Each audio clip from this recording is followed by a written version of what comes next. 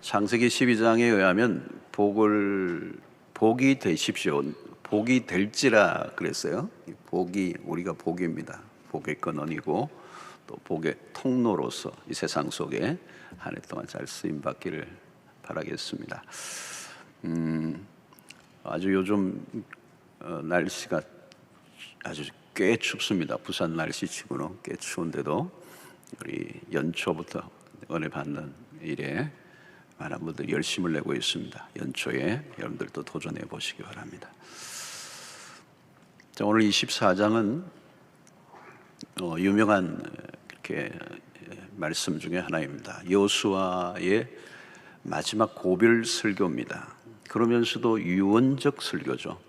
이제 얼마 여호수아라고 하는 이 한 역사를 가르는, 어쩌면 이스라엘 백성들을 광야에서부터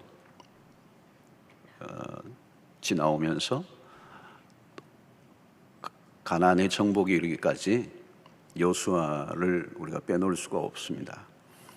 이스라엘 역사의 전반, 출애굽과 가나안 정복의 모든 역사를 지나온 여호수아 장군이 이제 역사의 무대에 사라지기 전에 백성들을 향하여서 외치는 말씀이기 때문에 얼마나 귀중하겠습니까? 오늘 우리가 14절부터 읽었는데요, 1절부터 13절까지는 이스라엘의 역사를 간략하게 추려서 언급을 하고 있습니다. 그 이스라엘 역사의 출발점 어쩌면 창세기 12장에 아브라함으로부터 출발합니다. 아브라함으로부터 시작하는 이스라엘의 뿌리입니다. 이 아브라함은 뿌리를 살펴보는 건 참 중요하죠. 할아버지가 누구인지, 아버지가 누구인지, 또 할아버지의 아버지는 누구인지, 이 역사를 거슬러 이 뿌리를 찾는 작업은 굉장히 중요합니다. 자, 이스라엘의 뿌리를 캐면 결국은 오늘 이 본문에 의하면 구약의 족장들 아브라함, 이삭, 야곱, 그리고 출애굽의 영웅이었던 모세로 이어집니다. 그런데 단순한 족보 나열이 아니고 이 뿌리를 캐면 결국 거슬러 올라가면 누가 계신가 하면 여호와 하나님. 모든 역사에 또 인간의 역사의 근원이 되시죠. 하나님은 인간의 역사에 하나님을 빼버리면 인간이 원숭이도 되고 곰도 되고 별게 다 됩니다. 이스라엘의 역사를 더듬어가면 하나님의 지문이 선명해집니다. 그래서 1절부터 13절까지 아브라함으로부터 시작해서 출애굽을 거쳐 가나안을 정복하는 과정까지 잘 언급이 되어 있습니다. 그런데 이 여호수아는 그냥 무성 기록 영화를 돌리듯이 말하고 있는 것이 아니고 흥미진진하게 하나님의 이야기를 이렇게 풀어놓고 있습니다. 그리고 그 이야기의 핵심은 무엇인가 하면 살아계신 하나님, Living God, 살아계신 하나님, 이스라엘 역사의 한가운데서 일하시는 그 살아계신 생생한 하나님의 얘기를 이제 하고 있습니다. 그러니까 여호수아의 얘기의 초점은 이스라엘 역사를 그냥 이렇게 반추하는 게 아니고 그 역사의 중심에 하나님의 열심에 초점을 맞추고 있습니다. 우리도 그렇습니다. 하나님을 제껴두고 어떤 개인이나 국가의 역사도 설명하기가 어렵습니다. 여호수아는 역사의 서술과 함께 마지막 절에 13절에 이렇게 얘기하고 있습니다. 내가 또 너희가 수고하지 아니한 땅과 너희가 건설하지 아니한 성읍들을 너희에게 주었더니 너희가 그 가운데서 내에 거주하며 너희는 또 너희가 심지 아니한 포도원과 감람원의 열매를 먹는다 하셨느니라. 무슨 얘기입니까? 지금 젖과 꿀이 흐르는 곳에서 이스라엘 백성들이 잘 먹고 잘 사는 것은 너희들의 실력 때문이 아니다라는 것을 상기시켜주고 있는 것입니다. 너희가 수고하지 아니한 땅에서 살고 있고 너희가 건설하지 않은 성읍들에서 너희가 살고 있고 너희가 심지 아니한 것들을 거두고 열매를 맺고 있다. 인간의 열심으로 살아가는 것이 아니고 궁극적으로는 하나님의 열심으로 또 하나님의 이끄심으로 여기 너희들이 있다. 그 얘기를 여호수아가 먼저 언급을 하고 있는 것입니다. 인간의 열심으로 살아갈 것 같지만 결국은 인간의 열심으로 자기 스스로를 만족시킬 수 없다는 것입니다. 우리가 아무리 노력해도 우리는 결핍을 느끼게 되고, 하나님이 없는 문화 안에는 결국은 허무한 결과를 맺게 될 수밖에 없다는 것을 말하고 있습니다. 그러면서 이제 오늘 본문 14절을 꺼내고 있는 거죠. 그러므로 이제는 여호와를 경외하며 온전함과 진실함으로 그를 섬기라. 너희의 조상들이 강 저쪽과 애굽에서 섬기던 신들을 치워버리고 여호와만 섬기라. 15절에도 만일 여호와를 섬기는 것이 너희에게 좋지 않게 보이거든 너희 조상들이 강 저쪽에서 섬기던 신들이든지 또는 너희가 거주하는 땅에 있는 아모리 족속의 신들이든지 너희가 섬길 자를 오늘 택하라. 오직 나와 내 집은 여호와를 섬기겠노라 하니 그랬습니다. 자, 여호수아는 이제 선택을 촉구하고 있는 것입니다. 선택. 누구를 섬길 것인가? 왜 세상스럽게 이런 선택을 이스라엘 백성들에게 요구하고 있습니까? 그것은 이스라엘 백성들이 가나안 땅에 살면서 이 적과 꿀이 흐르는 땅에 살면서 그들의 신앙을 순수하게 지킬 수 있을 것인가 라고 하는 의구심에서부터 출발하는 것입니다. 이 백성들에 대한 의문이 담겨있는 여호수아의 촉구라고 볼 수 있습니다. 너희들이 과연 이 땅에서 잘 먹고 잘 사는 이 기름진 땅에 정착하며 살아가면서 그 땅에 찾아올 수 없는 도전, 타협을 요구하는 그 모든 이 도전 앞에서 너희들이 여호와의 신앙을 순수하게 유지하고 살아갈 수 있을 것인가 라고 하는 이 질문을 던지고 있는 겁니다. 자, 가나안의 문화는 이교도의 문화입니다. 하나님을 섬기는 이스라엘의 백성들과 전혀 다른 문화를 가지고 있습니다. 그 안에는 하나님이 없고 다른 신들이 있습니다. 하나님으로부터 멀어지게 하는 문화들로 가득 차 있다는 것입니다. 오늘도 우리가 사는 세상도 마찬가지입니다. 우리가 세상에 나가면 하나님과 전혀 상관없는 문화들이 돌아가고 있습니다. 그리고 우리가 신앙생활을 하는데 도와주는 문화가 절대 아니에요. 우리의 신앙과는 전혀 거리가 먼 그런 세상의 문화, 세속의 문화가 거세게 흐르고 있는 것입니다. 그 속에서 여호수아는 선택을 하라 하는 거죠. 선택. 결국 오늘 나는 어제의 선택이 있었던 거고 또 오늘의 선택이 내일을 결정하는 거예요. 그리고 이 선택이라는 말이 결국 믿음입니다. 선택하는 게 믿음이에요. 자, 오늘도 여러분 우리가 교회를 오면서 어떤 선택을 많이 하죠. 교회를 올 건가 말 건가에서부터 시작했어. 오른쪽으로 돌아가서 올 건지 왼쪽으로 돌아올 건지 늘 다니던 길로 다닐 건지 걸어올 건지 차를 타고 올 건지 넓은 길로 갈 건지 좁은 길로 올 건지 이런 선택들이 있었습니다. 무슨 옷을 입을 건지 컬러는 정장은 캐주얼 할까? 이런 것은 그렇게 고민하지 않아도 되죠. 가끔 양말을 저도 잘못 신고 오면 자꾸 흘러내리더라고요. 그래서 강다리 앞에서 자꾸 이제 끄집어 올리는데 하루 불편하면 됩니다. 또 몇 번 올리면 되고 옷을 좀 잘못 입고 온 것도 마찬가지입니다. 본질적인 문제가 아니기 때문에.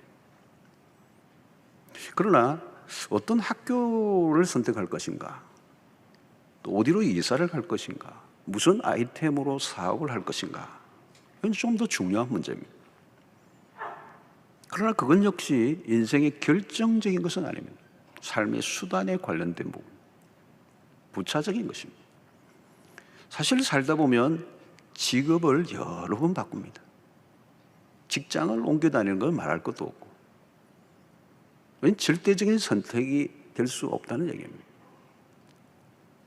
중요한 것은 섬길 대상입니다. 누구를 섬길 것인가라고. 이거는 절대적인 문제라고. 그러니까 오늘 여호수아는 너희들이 원치 않으면 믿음직하지 않으면 다른 신을 섬기든지 어찌됐든 인간은 섬겨야 된다. 누구를 섬길 건가? 섬기지 않고 인간은 살아갈 수 없다. 인간은 섬겨야 되는 존재다. 근데 도대체 누구를 섬겨야 돼? 너희들이 그걸 선택해라. 자, 오늘 이 본문에서 가장 많이 나오는 단어는 섬기다라는 단어예요. 14절, 15절만 여러분 보셔도 두 구절 안에 섬기다가 많이 나옵니다. 제가 여러분들의 수고를 들기 위해서 셌습니다. 7번 나옵니다.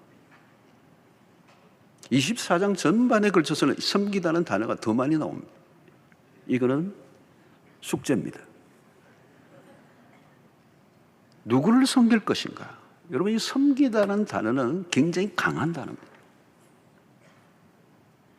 섬김의 대상을 결정하는 순간 그 섬기는 내 대상, 그분이 나를, 그 섬김의 대상이 나를 끌어당겨요. 여러분, 우상을 섬겨도 마찬가지잖아요. 그 뭐 이상한 걸 섬기면서도 그게요, 계속 그 추운 겨울에 그렇게 절을 하고 뭐를 뜯어 놓고 하는데 끌어당기는 거예요, 그 우상이. 그리고 이 섬김의 대상에 따라서 우리의 인생이 달라진다. 모든 게 달라져요. 섬긴다는 것은 예배를 의미하죠. 예배, 숭배라는 단어도 씁니다. 그래서 이 섬긴다라는 이 단어와 함께 따라다니는 게 오늘 본문에도 온전함과 진실이라는 단어입니다. 섬기는 대상에 어떤 태도를 가져야 하는가라고 하는 것입니다. 제사를 드릴 때도 흠 없는 어린 양,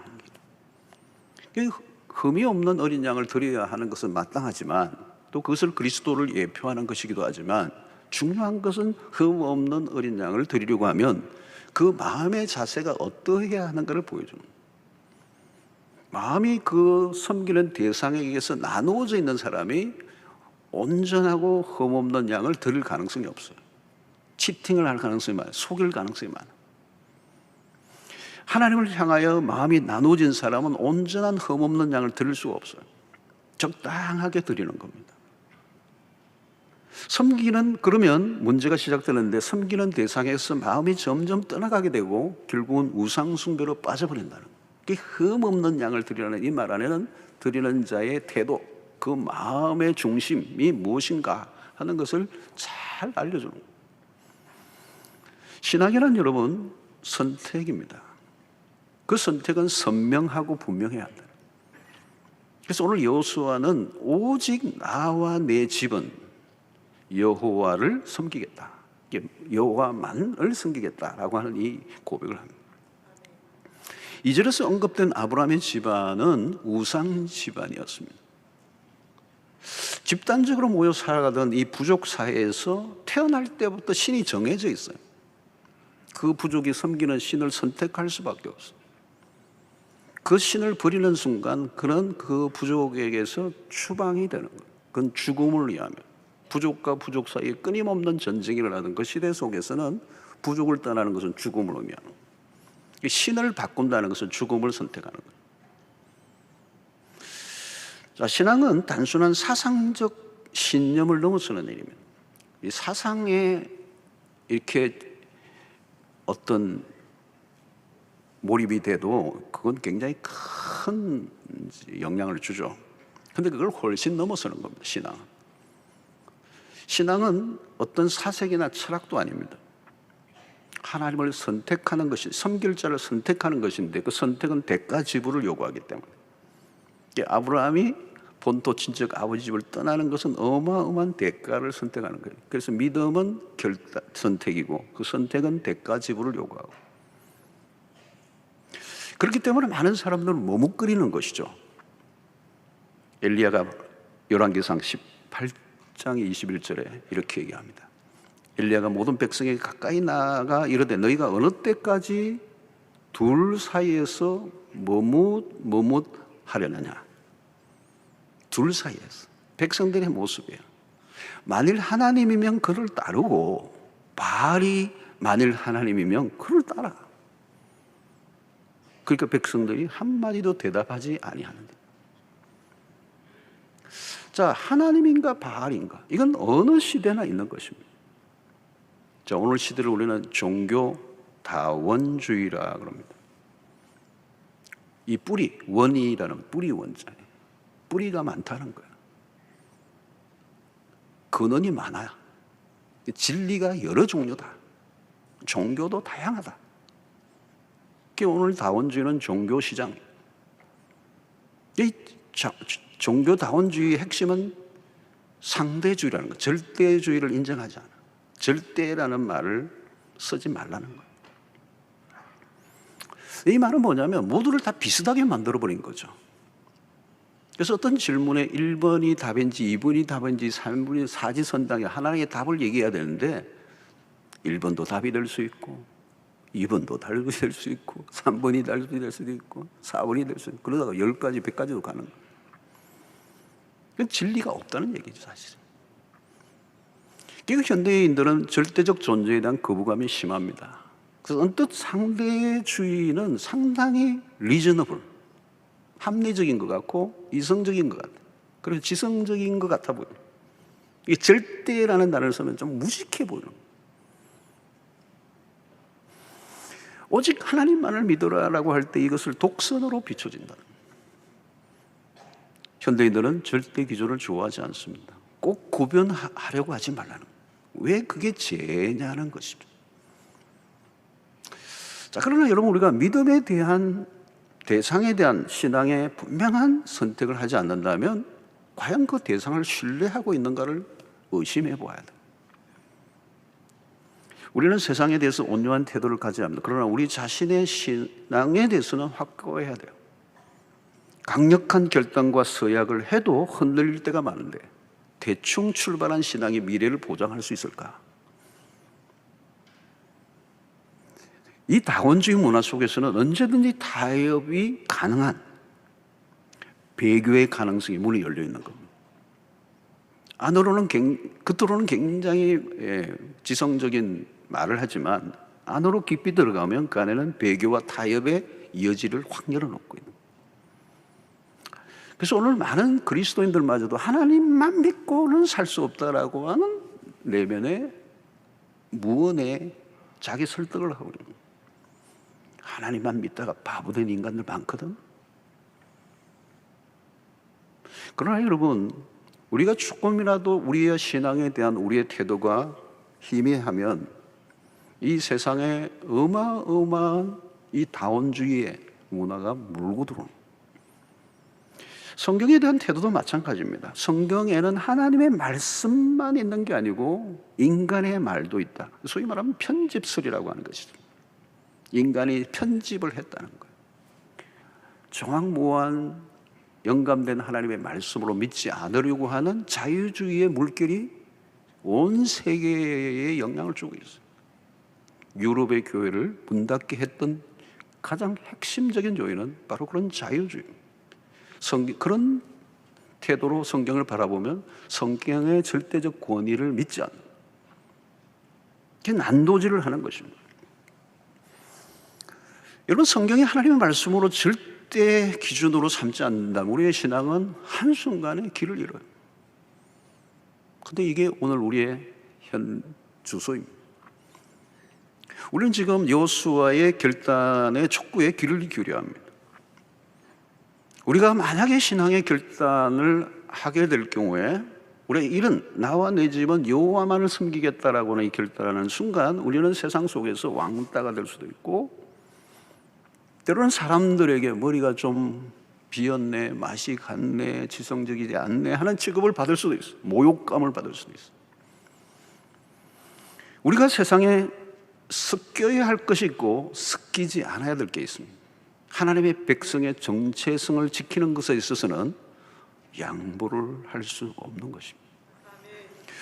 여러분 보십시오. 우리가 믿음의 분명한 선택을 해야 사실은 갈등과 후회가 줄어듭니다.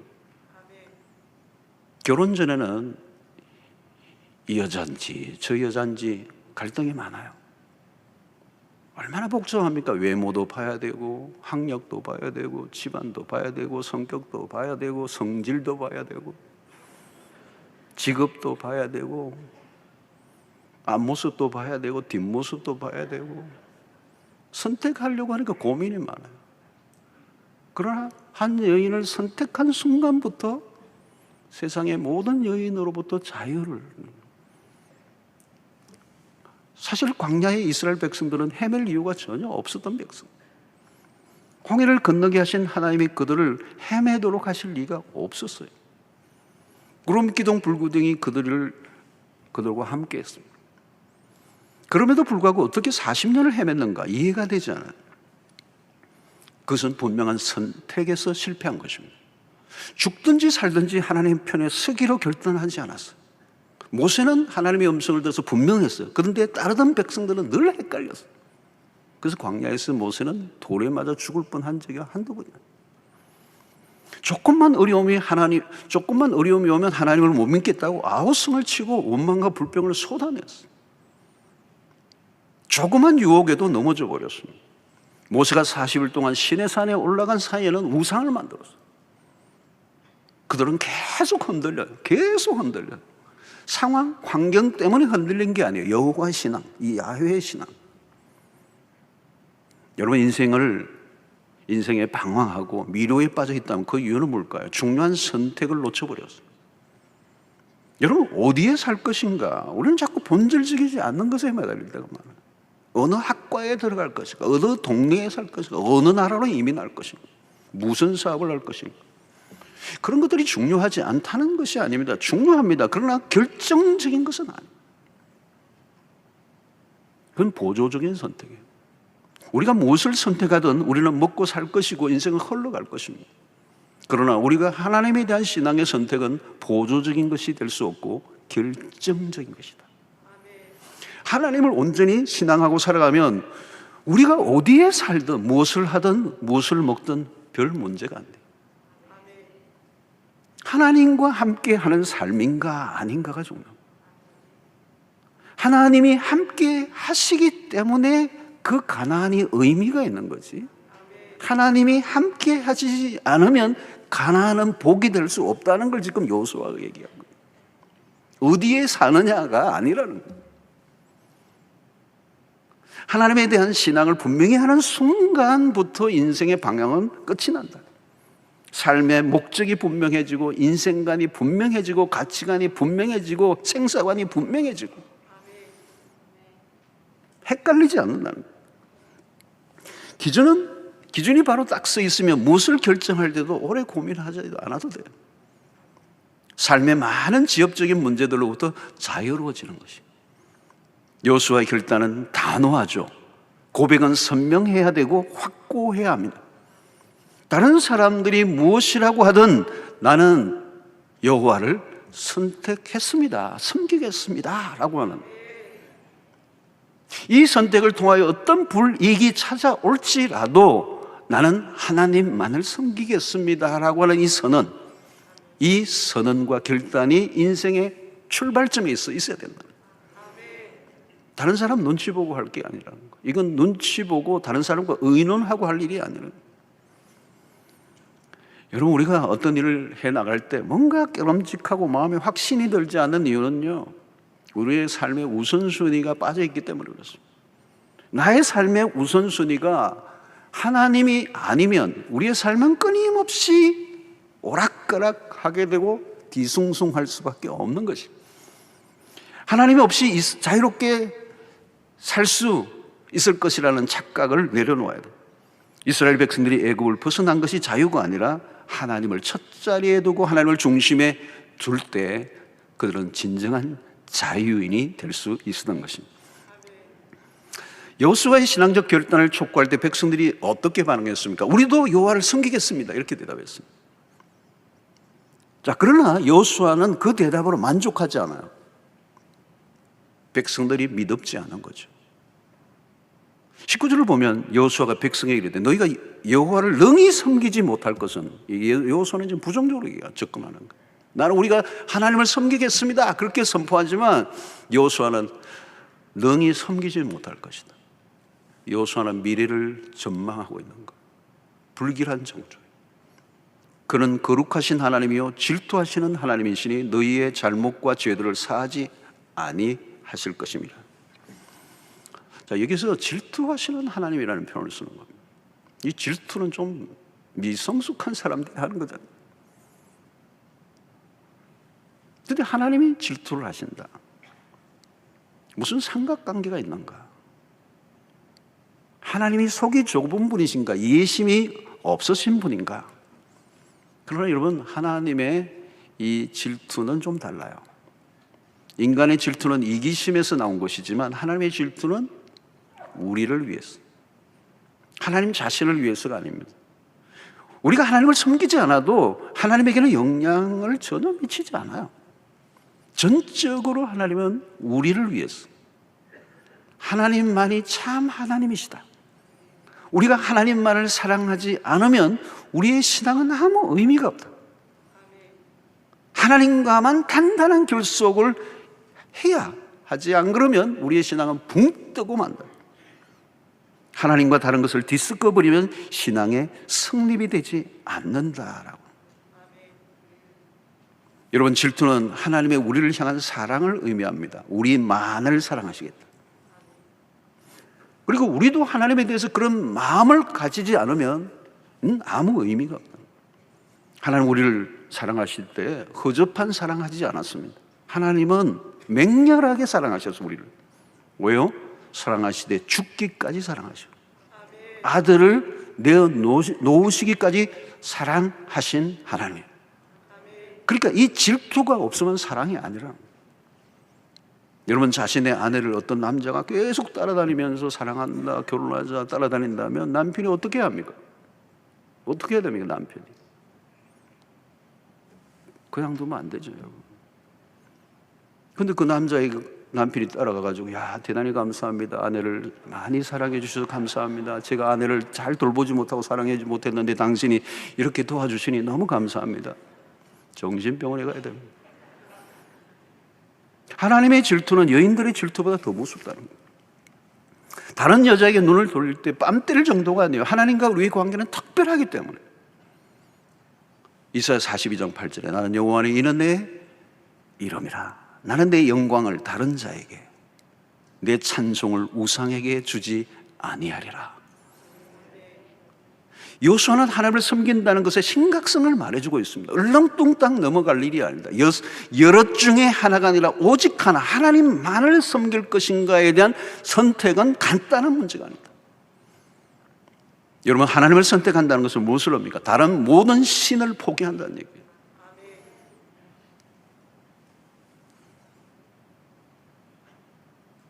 가나안에는 매력적으로 보이는 신들이 많았습니다. 각종 신들이 많았어요. 애굽에는 애굽의 신들이 있었고 아모리 족속의 신들이 있었어요. 하나님을 섬기려고 하면 이전에 섬겼던 신들을 버려야 돼요. 선택은 포기를 의미합니다. 오늘날 우리는 수없는 선택의 유혹 앞에 고민하고 갈등합니다. 얼마나 많은 유혹이 있습니까? 오늘날이야말로 얼마나 거대한 우상 전시관입니까? 성공이라는 우상, 물질이라는 우상, 쾌락이라는 우상, 자녀라는 우상, 이념이라는 우상, 국가라는 우상. 우상은 다양한 얼굴로 나타나요. 그리고 우리의 영혼을 흔들어 놓습니다. 우상은 만만하지 않습니다. 섬김의 개념이 들어가기 때문에 그 우상을 섬기는, 선택을 한 순간 강력한 힘을 작동하게 하는 것입니다. 우리의 삶의 모든 에너지를 거기에다 쏟아붓게 만든다. 자, 오늘 우리 시대의 가장 강력한 우상은 무엇입니까? 다름 아닌 나 자신. 사람들은 자기라는 우상을 섬깁니다.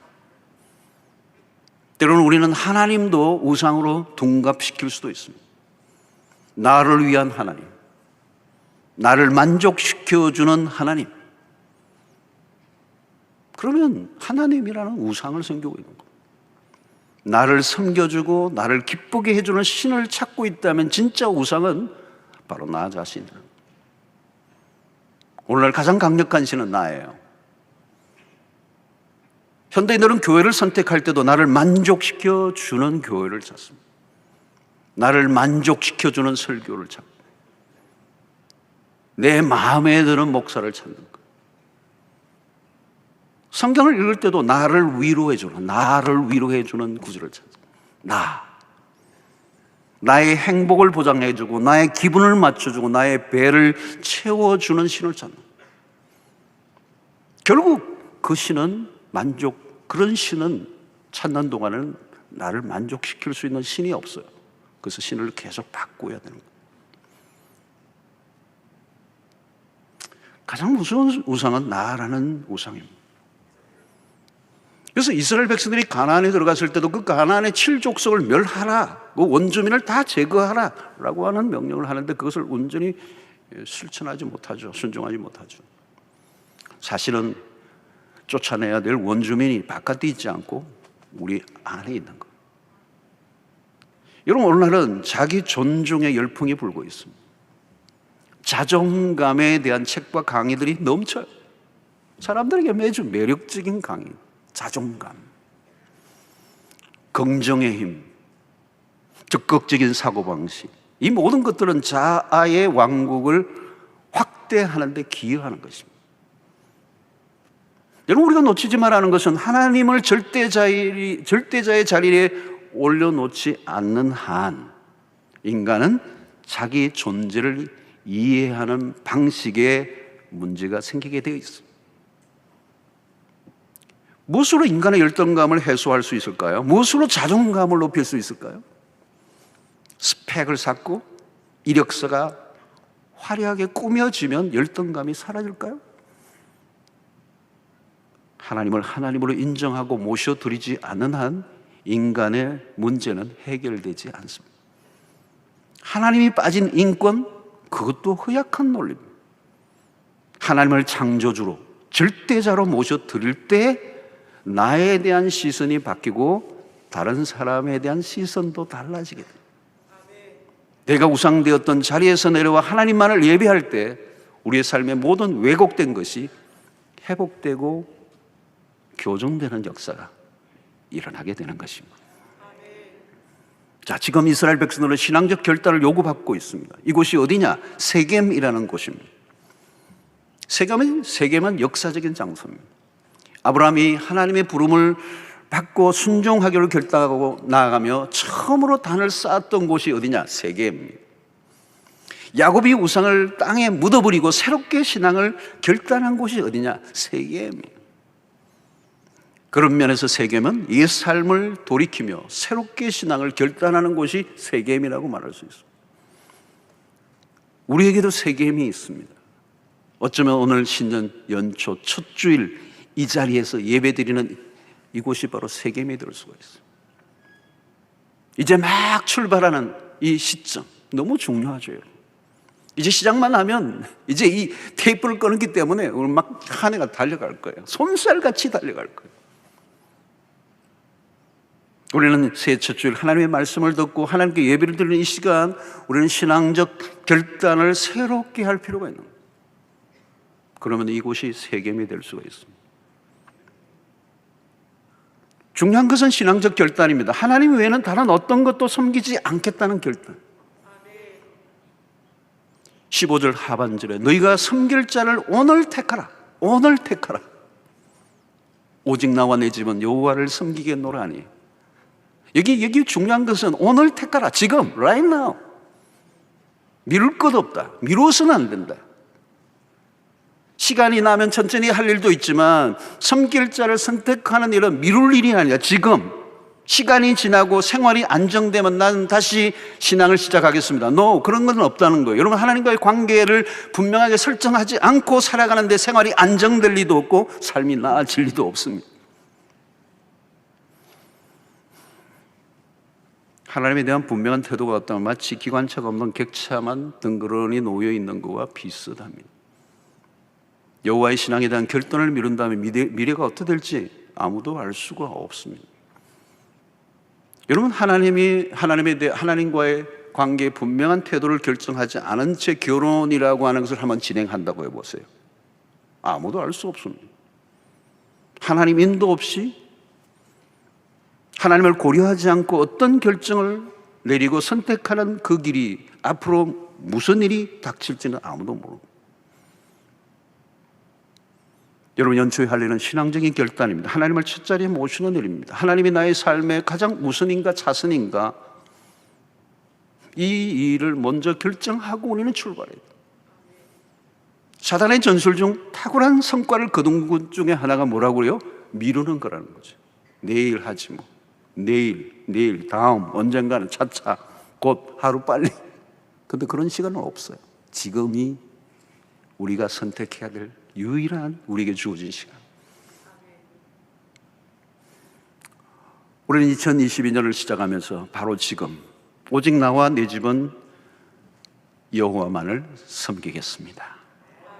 오직 하나님만을 나의 소망으로 삼겠습니다. 다른 우상을 섬기지 않겠습니다. 하나님을 예배하는 일을 내 삶의 최우선으로 삼겠습니다 라고 하는 이 결단을 해야 한다는 거예요. 어설프게 해서는 안 된다는 거예요. 왜요? 세상 안으로 들어가면 만만치 않기 때문에. 그러니까 여호수아는 지금 이 결단을 촉구하고 또 결단을 백성들이 고백함에도 불구하고 여호수아 안에는 부정적인 관점이 있는 거예요. 너희들이 쉽지 않을 거라는 거예요. 그리고 그 여호수아 장군의 예견은 맞아떨어졌죠. 왜? 여호수아가 끝나고 여호수아의 퇴진과 함께 급속하게 타협이 일어나며 사사기 시대를 열었기 때문에. 여러분, 토트넘에서 볼을 차는 우리 흥민 선수가 얼마나 애국자예요. 한 방 넣으면 그냥 온 나라에 시문이 나요. 축구를 얼마나 잘하는지. 호날두가 얼마나 잘 찹니까? 그런데도 한 경기에 한 골 넣기가 그렇게 어려워. 왜요? 상대의 수비수들 때문에. 골을 그냥 넣도록 두지를 않는 거죠. 수많은 태클을 걸기 때문에. 죽으라고 견제하는 사람들이 그냥 딱 붙어 있습니다. 여호수아가 백성들에게 호소하듯이 말씀하는 이유가 있습니다. 여호수아의 선택에 대한 강력한 호소에도 불구하고 이스라엘 백성들이 사사시대로 돌아갔던 이유는 역사 속에 하나님의 백성이 믿음으로만 살아가도록 그대로 내버려 두지 않기 때문에. 늘 도전이 밀려오는 것입니다. 양보와 타협을 하게 하는 유혹들 앞에서 우리의 신앙은 계속해서 시험대 위에 올라가는 거예요. 우리가 주일마다 예배를 드리고 새벽 특세를 통하여 영적으로 무장하고, 저는 새벽에 이 추운 겨울에 저렇게 새벽에 3시, 3시 반부터 막 오시는 걸 보면서 뭘 느끼느냐면, 야, 우리의 삶이 얼마나 치열하기에 저렇게 기도하지 않고는 내가 도무지 성산이 보이지 않으니까 하나님 앞에 매달리려고 하고 나오는 거 아니에요. 작정하고 잠이 안 나와서 할 일이 없어서 그 새벽에 나오지는 않을 거 아니에요. 삶의 현장은 치열하기 때문에 곳곳에서 태클이 걸려 현실은 불꽃같이 튀는 삶의 무게가 만만하지 않으니까. 여러분, 우리는 코로나 상황에서도 전쟁은 더 치열했습니다. 복잡하고 혼란한 세상입니다. 전문가들의 미래 예측도 빗나가고 있습니다. 코로나 팬데믹은 우리의 삶을 더 힘들게 하고 있습니다. 사람들의 불안 정서는 더 심해져 가고 있죠. 우리는 무엇을 믿을 것인가? 나를 믿을 수 있을까? 나의 경험과 실력을 믿고 살만한가? 나의 연주는, 인맥은 과연 믿을 만한 것들인가? 우리는 솔직하게 질문해야 합니다. 솔직하게. 지금 내가 붙잡고 있는 게 정말 신뢰할 만한 것인가? 솔직하게 물어봐야 돼요. 죽을 고비를 넘긴 한 성도의 고백입니다. 죽음의 순간을 넘기고 보니 내가 지금까지 부질없는 것들을 붙들고 아웅다웅하며 살았다는 것을 깨달았다. 근데 참 늦게 깨달은 거예요. 세월이 다 지나고 나는 헛되게 살았다는 푸념은 의미가 없는, 절대로 후회하지 않을 선택, 그것은 하나밖에 없어요. 오직 나와 내 집은 하나님만을 섬기겠습니다. 우리가 붙들고 의지하고 따라갈 분은 오직 하나님 한 분밖에 없습니다. 이 단단한 결단이죠. 요한일서 2장 17절에 이 세상도 그 정욕도 지나가되 오직 하나님의 뜻을 행하는 자는 영원히 거하느니라. 베드로전서 1장 24절 25절에 그러므로 모든 육체는 풀과 같고 그 모든 영광은 풀의 꽃과 같으니 풀은 마르고 꽃은 떨어지되 오직 주의 말씀은 세세토록 있도다 하였으니 너에게 전한 복음이 곧 이 말씀이니라. 사랑하는 성도 여러분, 오늘 한 해도 우리 앞에 무슨 일이 펼쳐질지 알 수가 없습니다. 그래서 어떤 사람들은 불안합니다.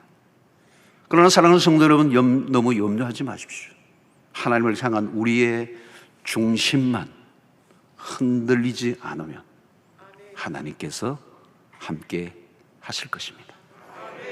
우리는 자꾸 다른 핑계거리를 찾으려고 해서는 안 됩니다. 이래서 안 되고, 코로나 팬데믹 때문에, 무엇 때문에 내 신앙을 다른 것과 타협하려고 하지 않고, 어떤 상황에서도 우리의 신앙의 초점이 흐려지지 않고 정확하게 하나님만을 붙잡고 내 모든 것이 하나님의 손에 달려있다는 사실을 믿고 날마다 하나님께 엎드리고 그 말씀을 따라 살아가기로 결단하고 우리의 예배에 우선을 두고 하나님을 섬기는 주의 백성들, 그 하나님을 섬기는 내 온전한 마음이 조금도 변하지 않고 전심으로 여호와를 향하게 해달라고 주 앞에 엎드리고 주의 말씀 앞에 하나님 중심으로 살아가는 그 마음의 결단이 여러분들에게 있게 되기를 주의 이름으로 축원합니다.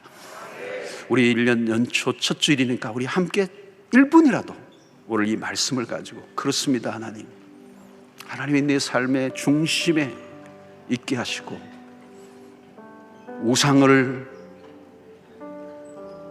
따르지 않게 하시고 내 무엇을 의지하지 않게 하시고 나라는 우상을 포기하고 오직 하나님을 믿고 따르게 하여 주시옵소서. 우리 함께 기도하며 나가도록 하겠습니다.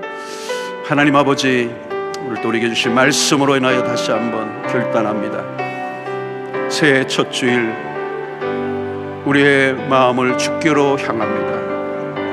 결단하기 원합니다. 이 마음이 변하지 않게 하여 주시옵소서. 오 하나님 아버지, 주님 외에는 우리에게 소망이 없음을 다시 한번 고백합니다. 우리를 붙잡아 주시옵소서. 우리의 신앙을 온전하게 하여 주시옵소서. 변질하지 않게 하여 주시옵소서. 타협하지 않게 하여 주시옵소서. 합리화하지 않게 하여 주시옵소서. 주님만을 온전히 섬기고 따라감으로 이 한 해 승리의 계가를 부르게 하여 주시옵소서. 주님 도와주실 줄로 믿습니다. 하나님 아버지, 오직 나와 내 집은 여호와만을 섬기겠다고 고백했던 여호수아의 고백처럼 우리도 살게 하시고, 고백은 했으나 여전히 변질로 나갔던 이스라엘 백성의 전철을 밟지 않게 하여 주시고 오직 여호와 중심으로 살아가고자 하는 오늘 우리의 마음의 중심이 변치 않게 하여 주시옵시고 우리 인생 한 해 주의 손에 온전히 맡겨드리며 주만 따라가게 하여 주시옵시고 순간순간 세워지는 찾아오는 우상을 단호하게 깨뜨리는 용기를 허락하여 주시옵소서. 예수님의 이름으로 기도하옵나이다. 아멘.